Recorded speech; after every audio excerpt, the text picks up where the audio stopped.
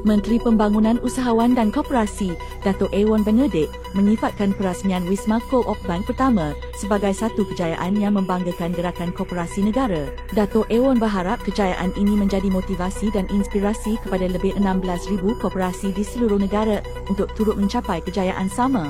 Menurut beliau, Co-op Bank pertama atau KOP merupakan bank koperasi kedua di negara ini dan perasmian Wisma CBP ini amat bermakna kerana ia bertepatan dengan sambutan ulang tahun ke-75 penubuhan bank tersebut. Menyempurnakan perasmian Wisma Co-op Bank pertama ini merupakan satu tunjuk kejayaan yang sangat membanggakan daripada koperasi Co-op Bank pertama menjadi bank koperasi kedua di negara kita, dan mudah-mudahan kejayaan koperasi ataupun Co-op Bank pertama ini menjadi motivasi dan inspirasi kepada 16,000 koperasi lain untuk turut sama meraih kejayaan. Ini sangat bermakna kerana Co-op Bank pertama adalah genap sambutan ulang tahunnya yang ke-75 tahun ini. Dato' Ewan berkata demikian ketika ditemui pemberita selepas merasmikan Wisma CBP di Kuala Lumpur baru-baru ini mewakili Perdana Menteri Dato' Seri Anwar Ibrahim. Dalam pada itu, Ewan berkata Kementerian Pembangunan Usahawan dan Koperasi mengalu-alukan pengumuman Bank Negara Malaysia menurunkan kadar dasar semalaman atau OPA sebanyak 25 mata asas kepada 2.75% berkuat kuasa 9 Julai lalu. Katanya langkah itu dijangka memberi kesan positif kepada usahawan perusahaan mikro, kecil dan sederhana atau PMKS. Selaku Menteri Usahawan dan Koperasi mengalu-alukan pengumuman Bank Negara Malaysia yang telah menurunkan kadar rupiah, dan saya amat yakin ini akan memberi kesan positif kepada usahawan-usahawan PMKS. Mudah-mudahan dengan perbincangan terkait dengan tarif yang masih dirundingkan dengan kerajaan US dan inisiatif-inisiatif lain yang kita teruskan di dalam negara ini akan dapat memberi sokongan berterusan kepada usahawan PMKS di negara kita untuk terus menyumbang kepada ekonomi negara kita. Menteri Pembangunan Usahawan dan Koperasi, Dato' Ewan Benedict, menggesa usahawan perusahaan mikro, kecil dan sederhana atau PMKS mendapatkan persijilan halal bagi produk dan perkhidmatan masing-masing. Menurut beliau, persijilan halal memberi nilai tambah kepada perusahaan sekaligus membuka peluang lebih luas untuk menembusi pasaran domestik dan antarabangsa. Saya amat yakin dengan persijilan halal yang dimiliki oleh usahawan kita, ianya akan memberi nilai tambah kepada produk masing-masing. Saya yakin ia akan mendapat tempat bukan hanya dalam pasaran domestik, malah pasaran antarabangsa. Kita semua maklum, persijilan halal di negara kita ini telah diiktiraf di peringkat antarabangsa.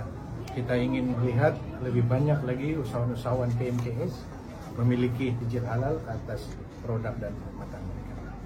Di bawah Kementerian Usahawan dan Koperasi, kita juga menyediakan bantuan geran-geran tertentu untuk usahawan ini memiliki sijil halal dan juga geran untuk meningkatkan perniagaan mereka apabila mereka sudah memiliki sijil halal tersebut. Termasuklah untuk mereka meningkatkan produktiviti mereka, termasuklah juga membawa produk mereka ke pasaran antarabangsa. Itu dilaksanakan oleh kementerian dan juga agensi-agensi kementerian seperti Pernas, SME Corp dan SME Bank. Jadi peranan kementerian ini adalah melengkapkan usaha bersepadu pelbagai agensi, pelbagai jabatan kerajaan yang bertanggung jawab untuk membangunkan keusahawanan yang memiliki persijilan halal. Saya sangat-sangat menyokong dan menggalakkan semua usahawan. Mari sama-sama kita pastikan produk kita ini mendapat sijil halal supaya kita mendapat tempat di pasaran yang lebih besar lagi, bukan hanya dalam negara kita tetapi juga di luar negara. Kita juga telah memperkenalkan skim pembiayaan usahawan pribadi di bawah Tokun Nasional, dan saya percaya polis community boleh mendapatkan taklimat dijemput Tokun Nasional untuk memberikan penjelasan ataupun penerangan kepada pelajar-pelajar di sini bagaimana skim ini boleh dipohon oleh pelajar di sini apabila selesai ikut nanti, supaya ada modal untuk meneruskan ataupun memulangkan perniagaan dalam bidang aktiviti mereka.